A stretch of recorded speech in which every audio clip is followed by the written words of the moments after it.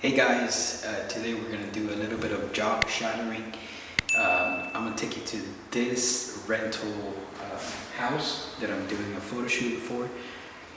Practically common here in LA that they're really halfway done, and I'll show you what I mean by that and the steps that you can take in order for you to make the best photos possible. So I'm gonna walk you through this step by step what I do. Now, the first thing that I do in every home, no matter what, is turn on all the lights. As you can see, all the lights are on, and then as I do the photos from that room or kitchen or living room, I shut them off, and then that's an indication for me to know that, okay, I am done with that room. I no longer need it. Yes, you can go back and check, if you got all the rooms or not, but this is the system that I do, and it's efficient for me for this purpose. So let me take you guys on a little tour of this little house. It's not much, but this is really common that I get asked to do photo shoots, and I'm sorry for the heavy echo and the sound quality. I forgot my mic, so it is what it is. All right, let's go through this.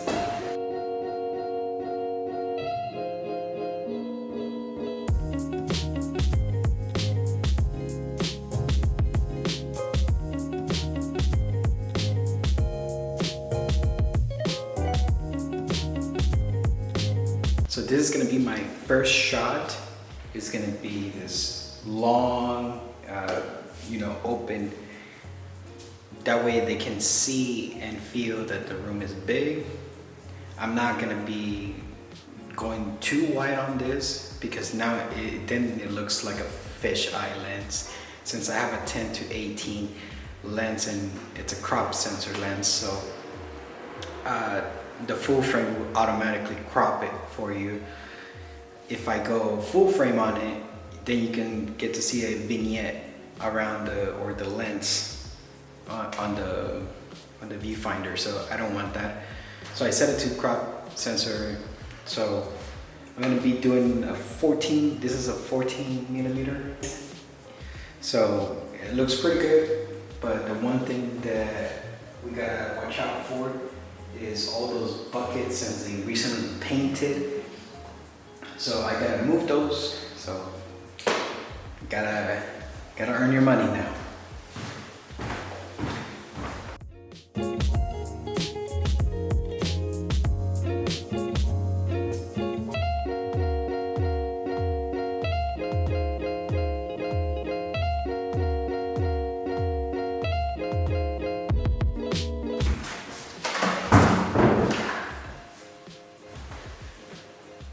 Okay, so now that that's out of the way, now the other thing that we gotta keep an eye on is the windows. Do we want to open them so that it can give as much light in the house, or not? Is it because there's a neighbor houses, right next to this house, and you really don't want to show that? I mean, you could. You just have to blow out the windows a little bit. So let's find out.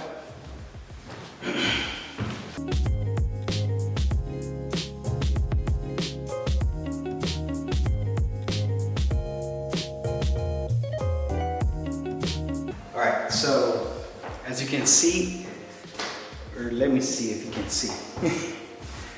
Yeah. Yes, you're able to see this. Doesn't look really appealing because we're right next to a house. So you're just gonna get the house. So in my case, I'm probably gonna leave it like that, but I'm just gonna blow it out. So I'm gonna go ahead and take those photos and then get back to you with the other room.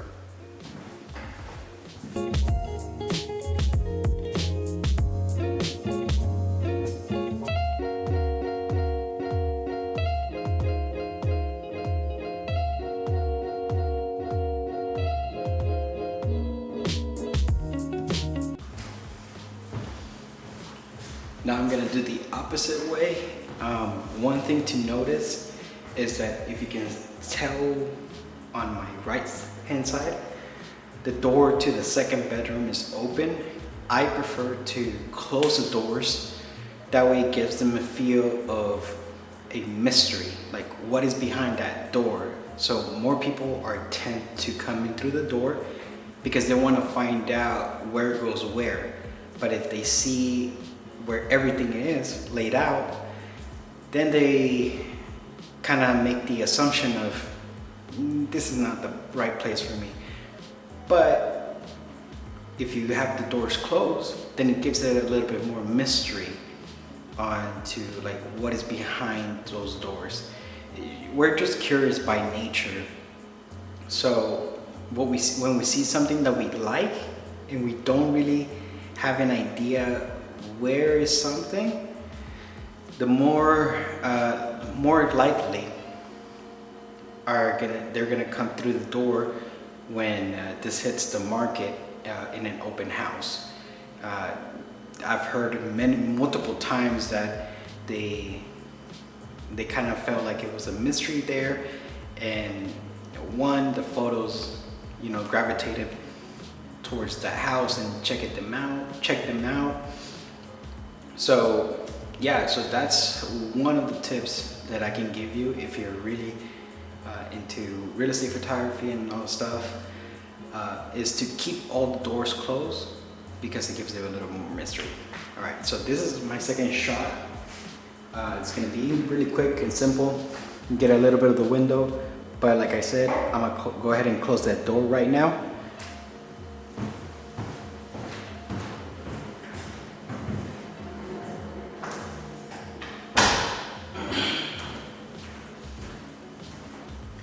Now, you don't have to do this. I do it because I like the psychology behind things, so that's the reason why I do it. To be honest with you, it's just to mess with people's, what is it called? Their, orientation of things. So I don't want them to find out where is what until they get here.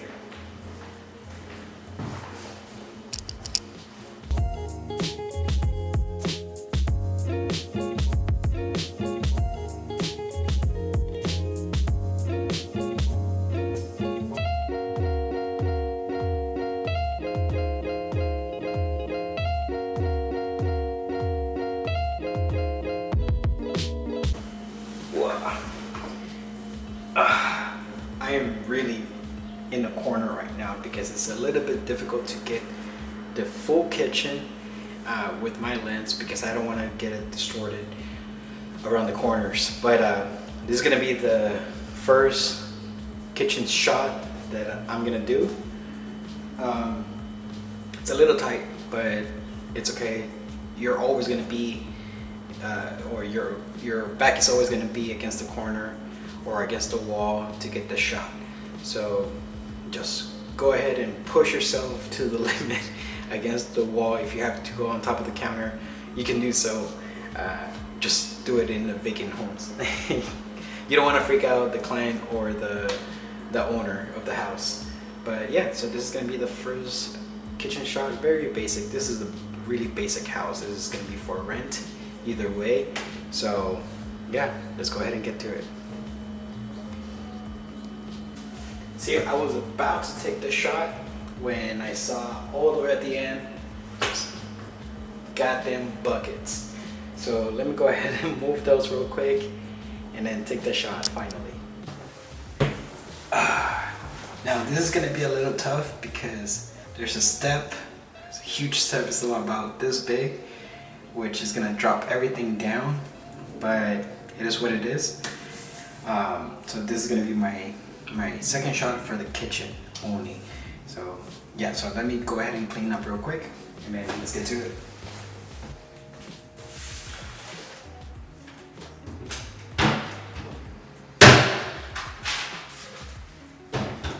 You had to get a little strength in that. Somebody didn't wait to dry out the paint. So for this kind of rooms, since I know that there's a lot of exposure of that house next door, With this type of blinds, it's easy because you can just set it to an angle. They call it like the 45 angle. It could be up or down. That way you don't see as much from what's going on the outside. And then your shots get lit up because right now it's really dark. So I need the help of the light, and I don't want to pump my ISO to 1200 for the shots, or even less, but you get the point.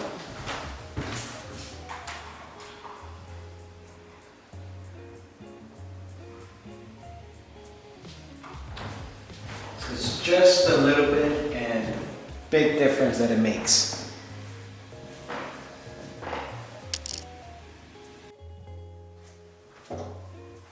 Now for this shot, what I did is you have to get a little bit more creative.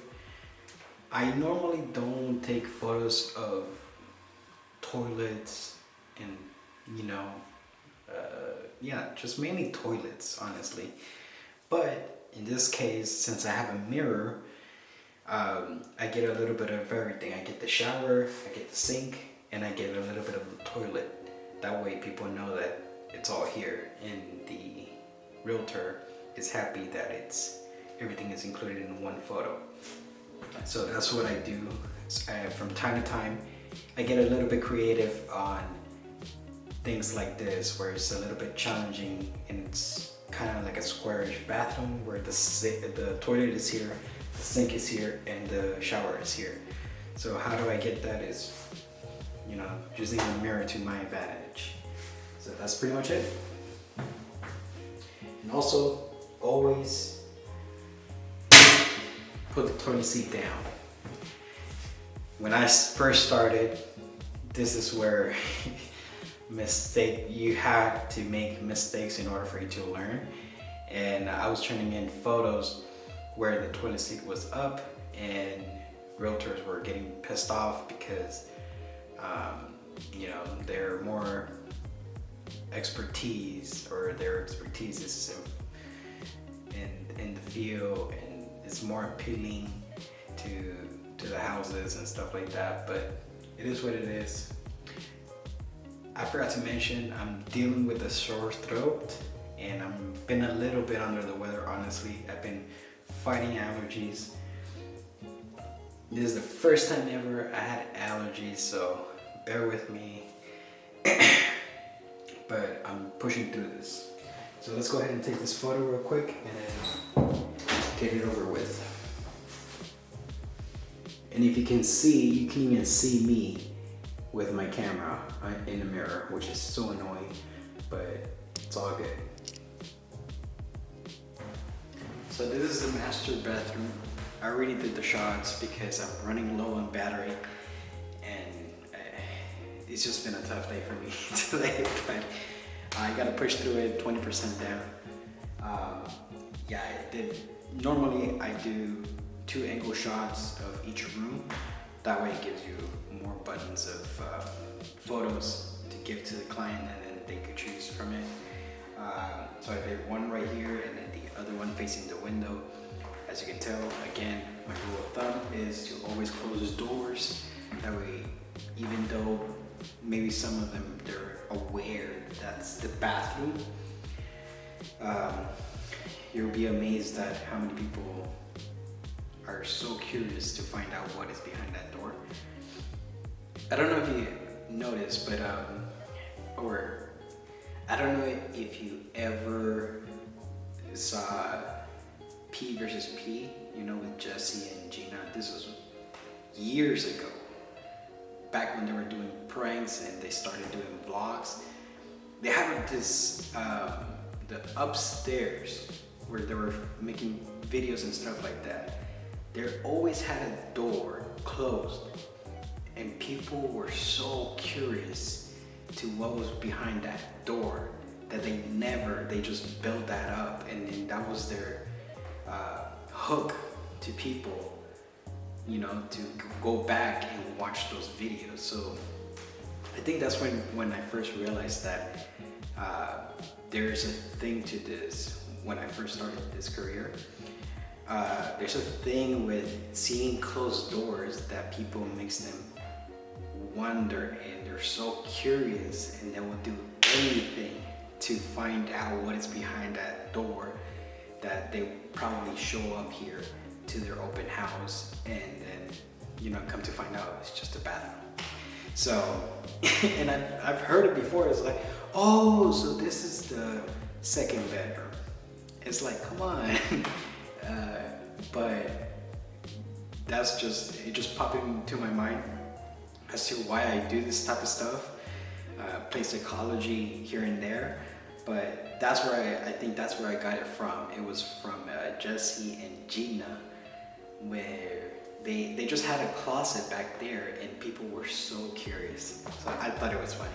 But yeah, I'll finish up real quick. The bathroom is not really exciting. Let's go ahead and take you guys with me.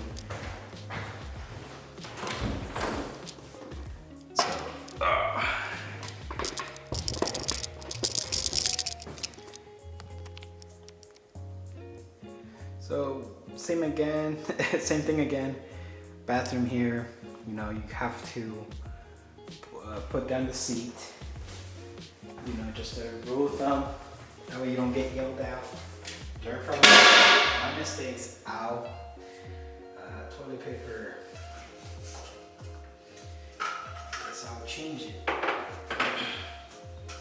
This can go somewhere. I'll pick it up, don't worry you guys.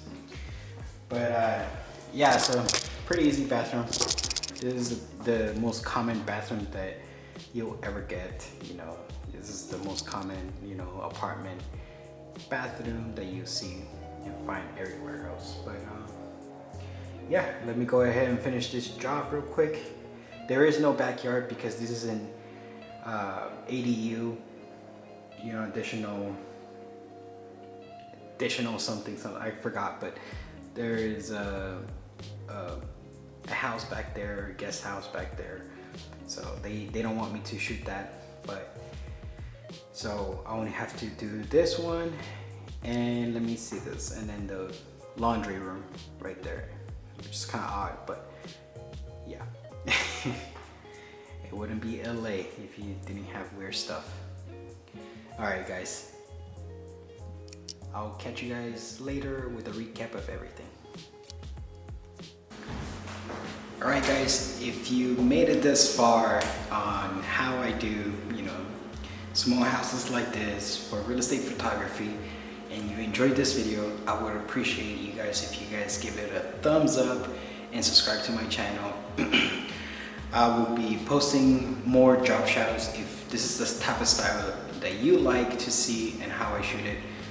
One takeaway is that I want to point out is that if you're going to be jumping into this field, try to take my advice on closing the doors, because it creates more curiosity.